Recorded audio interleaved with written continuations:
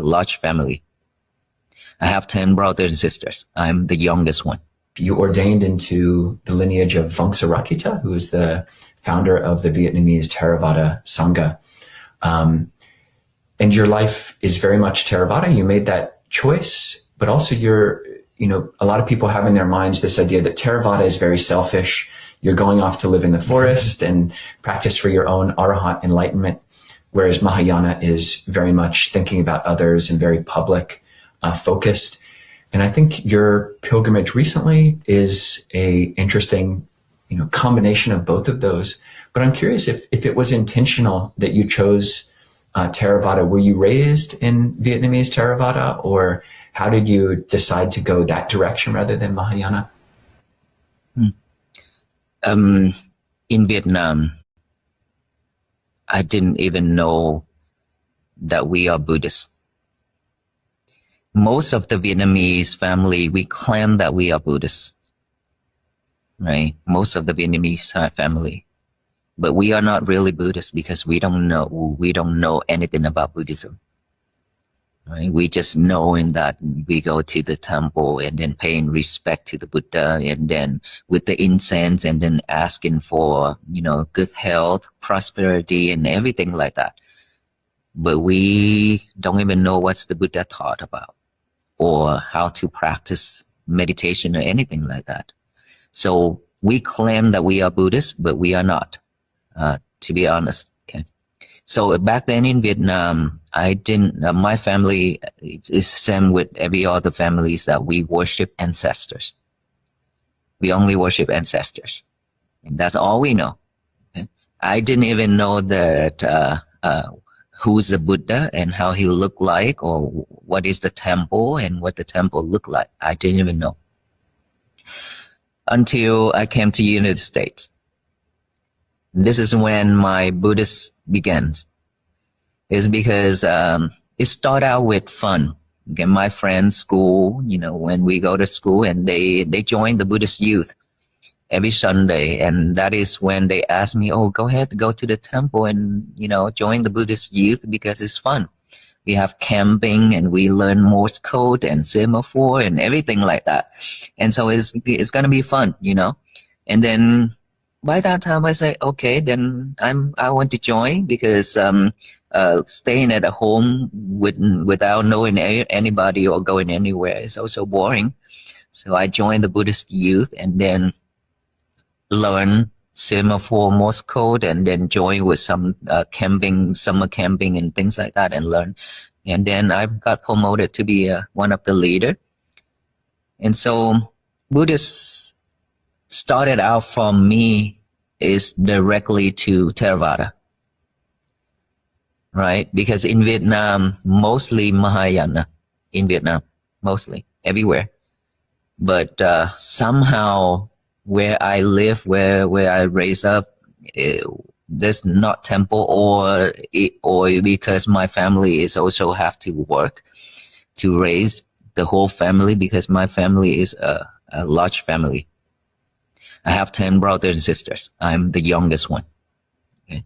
So I really didn't know how my parents can raise all 10 brothers and sisters like that. Their kids, they can raise them all. And so because of a busy life, that's why we didn't go to the temple or anything. Or maybe it's the temple is far. And so we move around from Đắk Lắk is where I born. We are Huế Central, okay? We from central of Vietnam, which is Huế city. And then when they came to, they went to Đắk Lắk, is one of the city, the state. And then I was born there, and then moved to Bà Rịa Vũng Tàu, and then from there, this is what I still remember when I was still young. My parents and brothers went to work, and then I stay home alone. In front of the highway, we live by the side of the highway. There's one monk, Theravada monk wearing a red robe, just like my teacher. He go for arm round. Okay, he goes for arm round, and he stopped in front of my house. And then when he stopped there, and I didn't even know who he is and what he's doing. And a kid, and I just think that, okay, then I need to offer him something. So I went inside and scooped one scoop of rice. Okay, not the raw one, rice. And I run out, and then he opened his bowl for me to offer it, and I poured the whole cup of rice, raw rice, into his bowl. And then I will run in to put away the can, and I rushed to run out again, and I didn't see him anymore. That is only one way. It's a highway. Okay, he walked that way straight. But when I rushed to run out again, I didn't see him anymore. And then later, I asked my brothers who lived there for a long time, my brother and sister. They say that there's no Theravada temple there. Around us, there wasn't one Theravada traditions. And I really don't know and didn't know who he is and where he's from. But that image of offering to the Theravada monk is stuck with me for a long time until I came to the United States. And then the day when I met my teacher, he wear the same robe. Everything the same. Okay, that reminds me of that incident when I offered to the monk in Vietnam back then when I was really young. And I think that is the sign to brought me to Theravada, and just purely straight to the Theravada. I didn't learn anything about Buddhist at all before that. Your story of being inspired to ordain reminds me of the story of Patachara, and I think this is the one you're referencing, where she pours that foot washing water, and she sees part of the water goes a little bit and then sinks into the ground, and then part of it goes farther. And she thinks, beings can die when they're young or when they're middle aged or when they're old, and then goes into her hut and turns off a candle and or extinguishes a candle and becomes enlightened. So that lesson coming from the tree and the leaf is just quite profound. And one thing I'm curious about is, speaking about this intersection of Mahayana and Theravada, your path, obviously you're in Theravada robes, but your life has also been framed in so many ways in robes as a gift. And I think one of the first indications I saw of that on your website, at least, or on the Dhammacetia website, is the vow you made. And it's phrased in quite profound and powerful language of lifetimes. So would you talk about what inspired you to make your vow and why you made, or what it is? Yes, Ajahn. This is where it started with. Back then when I just ordained, newly ordained, and then I try to learn more about Buddhism.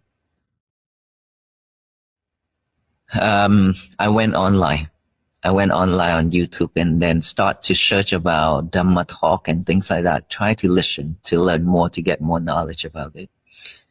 And then I came across to some of the talk is just said that for those ladies who accidentally got pregnant and have to deport their babies. And then if they already done that, then just get one of the sutta called Địa Tạng Kinh in Mahayana tradition. It's a Địa Tạng Kinh Bồ-Tát.